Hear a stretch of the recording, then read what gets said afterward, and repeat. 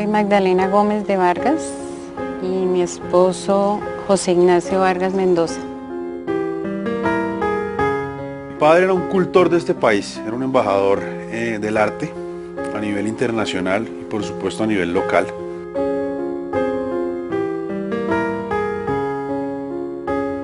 Y entonces yo le decía, mamita, mañana tu papá va en un avión, va a ir en un avión como ese. Y le decía, ¿y vas al cielo? Y él dijo, sí, mi amor, mañana voy en un avión y voy al cielo.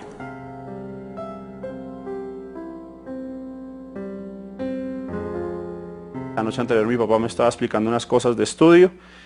Él entra al cuarto, me dice, levántese, Oscar, ya a estudiar, que estaba yo haciendo un curso de nivelación. Y la última imagen es en la puerta muy borrosa, diciéndole, sí, papá, ya me voy a levantar, ya me voy a levantar. Él viajaba a Cali en ese momento a posesionarse de un ascenso que le habían hecho. Él estaba feliz porque él había trabajado mucho para eso y él iba a tomar ya su ascenso el día lunes.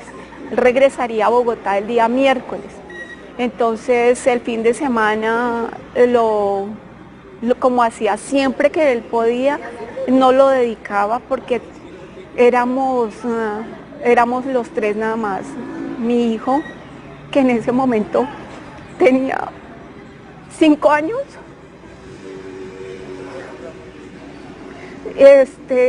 él y yo. Entonces él vino, estuvo con nosotros el sábado, el domingo estuvimos en parque, lo que hacíamos siempre que él podía, todos los fines de semana nos sacaba a alguna parte. Siempre fuimos a almorzar, me acuerdo que estaba yo antojada, que de pollo y todo lo que uno decía, todo lo complacía.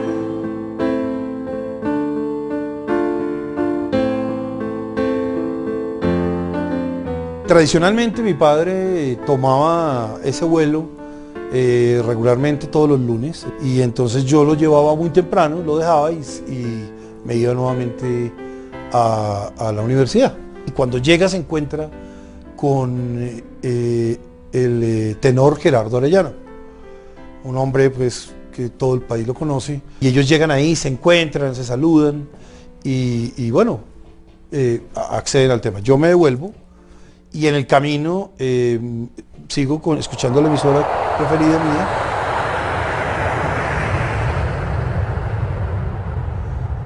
Y en ese momento dicen, como llegando yo a la tal vez 26:68, dicen, se acaba de caer un avión de carga. Cuando la noticia se produce, Caracol te la comunica. ¡Extra! Ofrecemos en Caracol un boletín extraordinario de última hora. Mucha atención, urgente. Hace pocos minutos un avión de Avianca cayó en la zona rural del municipio de Soacha. Las primeras informaciones indican que no hay sobrevivientes. La noticia ya le da la vuelta al mundo. A primera hora de esta mañana, nuevos equipos de televisión española relevaban a los que a lo largo de la madrugada habían estado trabajando en la zona donde cayó el avión de Avianca. Entre las víctimas mortales se encuentran 2 oculistas españoles, los doctores Moreno Casanovas, jefe clínico del Hospital Clínico de Madrid, y López Bartoloschi, jefe de residentes de oftalmología. Una tía estaba viviendo en ese momento con nosotros y empieza a gritar que se explotó un avión, que se explotó un avión, o que se cayó un avión. Yo paré, me detuve un momento para calmarme. Sentí inmediatamente que era mi papá. Él iba en Avianca, pero yo sentí que era él. ¡Qué horror! ¡Qué tragedia! Y yo, ¿qué pasó? ¿Qué pasó? Dijo, acaba de explotar un avión en el aire. Y yo me imaginé, pues, en la China. Nunca me imaginé que nos iba a tocar a nosotros. En ese momento yo le pregunté a ella, ¿y dónde? Me dijo, en Soacha. Acá, sí, ¿para dónde iba el avión? Me dijo, para Cali. Le dije, Nacho iba en ese avión. Inmediatamente. En ese instante yo sentí que Nacho había muerto. Yo le decía, ¿qué pasó? Él no podía hablar. Llegó y me dijo, camina porque parece que hubo un accidente y iban en un avión que iba para Cali. Cuando yo me subo en el carro, me dio por prender el radio y ya estaba, creo que era Yanelda, la que estaba transmitiendo el Caracol, y dice, es impresionante esto acá, el reguero de cuerpos, de no sé qué, por todas partes, hay restos humanos por todo lado. Entonces yo inmediatamente apagué y mi cabeza empezó a volar.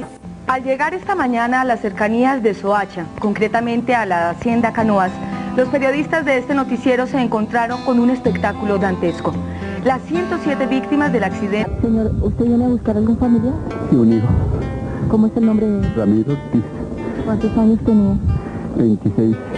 ¿Hay confirmación que él tenía en el vuelo? Pues hasta ahora sí.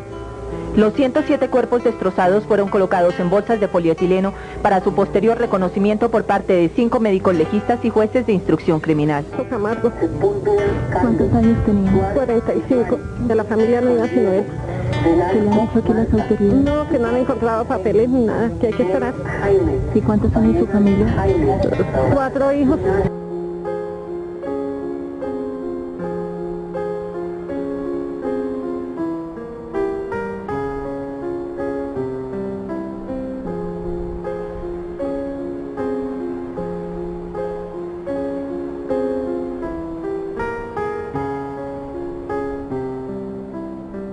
Es una persona con la que uno ha crecido todo el tiempo, no espera uno que ya se esfumó y que ya no está, ¿sí? Yo decía, no, imposible, imposible, apagué el radio, pero yo tenía la esperanza de que como habían salido 2 vuelos al tiempo y para ese momento no pedían la cédula, entonces no se sabía verdaderamente quién había abordado el vuelo, ¿sí? Nos tocaba esperar a que el otro avión llegara a Cali, la gente de Cali la registrara y pasaran aquí la información. Leen la lista de los muertos y ya leen a mi hermano. Ya ahí gritamos como locos con mi hijo que iba conmigo en ese momento. Mi mamá había dejado a mi papá en el aeropuerto, entonces al llegar esos griteríos y mi mamá, no, pues calmémonos, no sabemos, y es una angustia ya impresionante en ese momento porque estamos esperando a que ya mi mamá dijera los nombres, empieza a decir nombres y hasta que llega el nombre de Oscar Rivera, pero decía que era una persona de Gillette, yo recuerdo más o menos en ese momento, entonces también teníamos esa duda de si era mi papá o no, ya después, pero apenas dice Oscar Rivera, yo me acuerdo que mi mamá nos toma a mi hermana y a mí, nos lleva al jardín de la casa, nos arrodillamos, rezamos un momento ahí en el jardín de la casa nosotros, y dice bueno, y nos toma de la mano más o menos y ya, empieza a llegar la familia, a ver qué pasó, y ya por la noche sí nos damos cuenta que sí era mi papá. Y 3 días después del accidente, o 4 días, pues volvemos y aseveramos el hecho porque se encuentra en la mano de mi papá con la argolla de matrimonio de mi mamá. Un periodista, no recuerdo de qué medio en esa época, la llaman y mamá pues tiene por ahí la argolla que no sé en este momento, hace mucho no la veo, pero quedó así como ovalada con el nombre de mi papá. Y esos son los recuerdos, digamos, del golpe en ese momento, sobre todo la expectativa de que ya mi mamá dijera el nombre hasta que lo dijo y ya se hizo eso una realidad. Con mis hermanos tenemos la imagen de desespero, de mi madre sin saber qué hacer, de quedar pues totalmente destrozada y una familia sin tener una respuesta alguna, ni tampoco el porqué de las cosas, sino simplemente pues hay que seguir la vida y seguirlos solos. Entonces realmente son imágenes pues bastante impactantes que quedan en la memoria pues para siempre.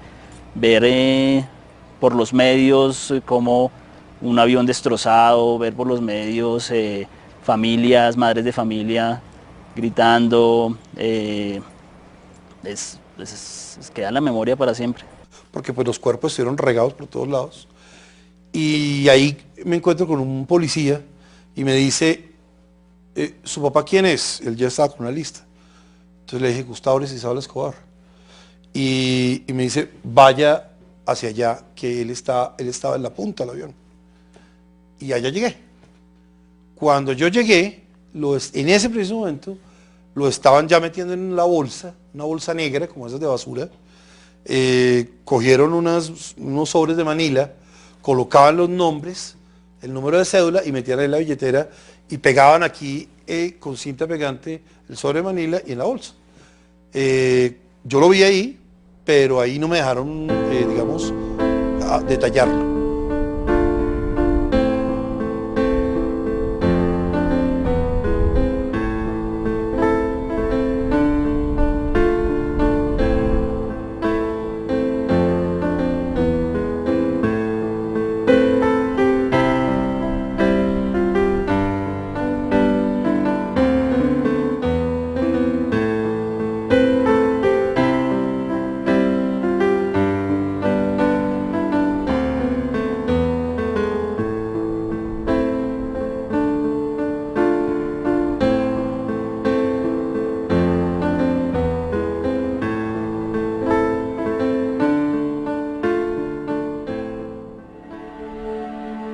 víctimas siempre quieren encarar a sus victimarios. Siempre tienen preguntas. ¿Por qué? ¿Por qué mi padre? ¿Por qué mi madre? ¿Por qué mi hijo? ¿Por qué los mataron? Hace 2 años, Federico Arellano, el hijo del tenor Gerardo Arellano, quien muriera en el avión de Avianca, tuvo la oportunidad de visitar al principal lugarteniente de Pablo Escobar, a John Jairo Velázquez Vázquez, alias Popeye. El hijo de Gerardo Arellano lo miró a los ojos para hacerle la pregunta que los familiares de las 107 víctimas del avión de Avianca quieren hacerle.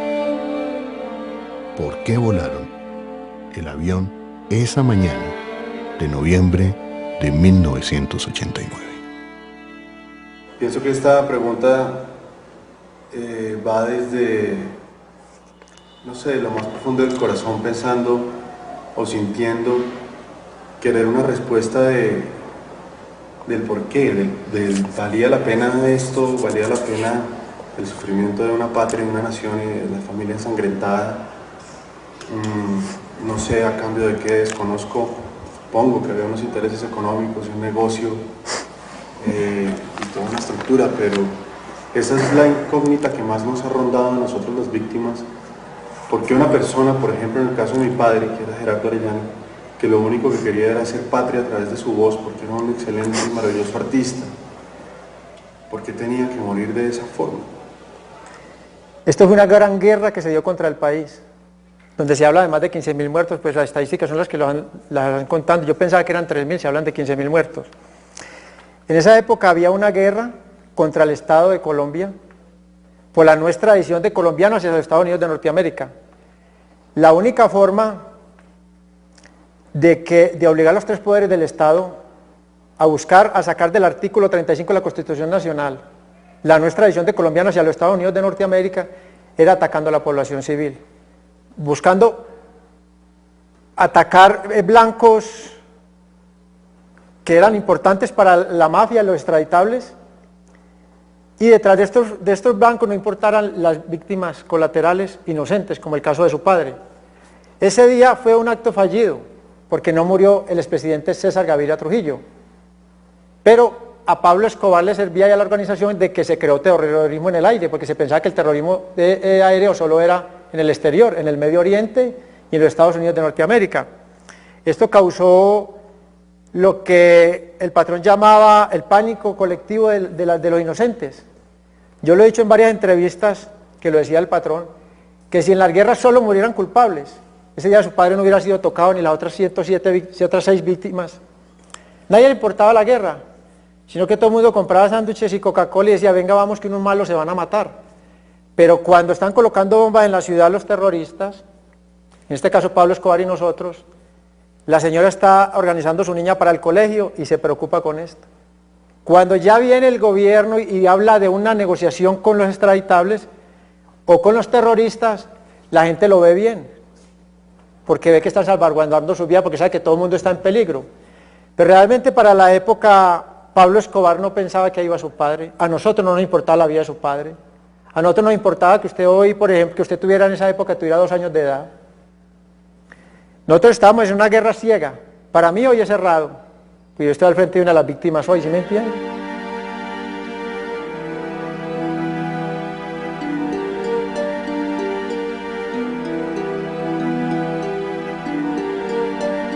Este hombre, Darío Uzma, fue el encargado de subir la bomba al HK 1803 esa mañana. Junto a él, un hombre, al parecer menor de edad y conocido en el lenguaje de Lampa como un suizo, es decir, un suicida. Uzma abandona el avión y deja a aquel hombre que quizás nunca supo que llevaba al interior de su maletín una bomba y que sería el ejecutor de uno de los actos de terrorismo más espeluznante en la historia del país. Él ofrece $1 millón para al mejor postor dentro del cartel de Medellín para que haga esa vuelta, y finalmente la hacen 2 personas, un capo que hoy en día está vivo, por eso me abstengo de dar el nombre, y ese a su vez subcontrata a otro hombre que se llamaba Darío Usma. Ese Darío Usma es el cerebro, es el que organiza la bomba, escoge el tipo de explosivo y lo hace de tal manera que no quede rastro aparente. Contactan en una comuna de Medellín a un menor de edad, lo ilusionan con el dinero, le dan un adelanto de la mitad de la plata. Este Darío Usma prepara la bomba en un maletín ejecutivo, prepara al niño, al menor de edad, con ropa de hombre adulto, le pone una cédula falsa para que tenga mayoría de edad, le compran un ticket en un avión de Avianca, lo suben al avión, incluso el propio Darío Usma. Cuando recibía las cartas de mi abuela. ¿Quiere que le sea sincero? Sí. Cero.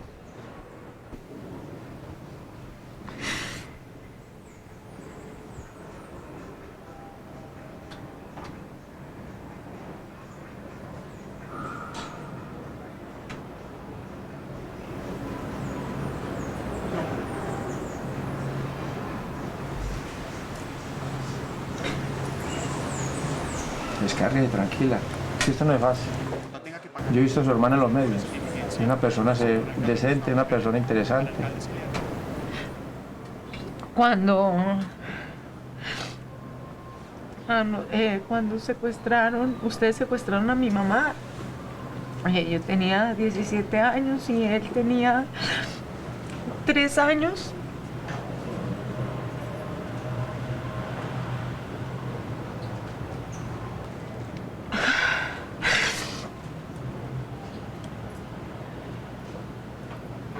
Y pues ha sido muy duro, pero nosotros dos lo perdonamos. Yo lo perdono. Gracias. Y mi hermanito también. Gracias, y mi doctora. familia ha sido una familia. Nosotros tomamos la opción del perdón desde el corazón, porque eso fue lo que vimos en mis abuelos. Mis abuelos quedaron absolutamente destruidos. Mi abuelo se fue a la tumba de luto después de tantos años de muerte de mi mamá, y mi abuela está igual. Yo le quiero pedir perdón a usted por haber el cartel de Medellín, haber participado en el secuestro y haber propiciado la muerte de su señora madre. Yo recibí un golpe emocional muy fuerte que es del doctor Andrés Villamizar. Cuando yo fui a salir en libertad, todas las fuerzas vivas de este país se vinieron contra mí. Que yo no podía salir, que no sé qué. Y el doctor Andrés Villamizar puso un Twitter a mi favor y eso me ayudó mucho. Y yo sé quién es el doctor Andrés Villamizar. Y entonces uno ve la clase de gente que son ustedes y la clase de gente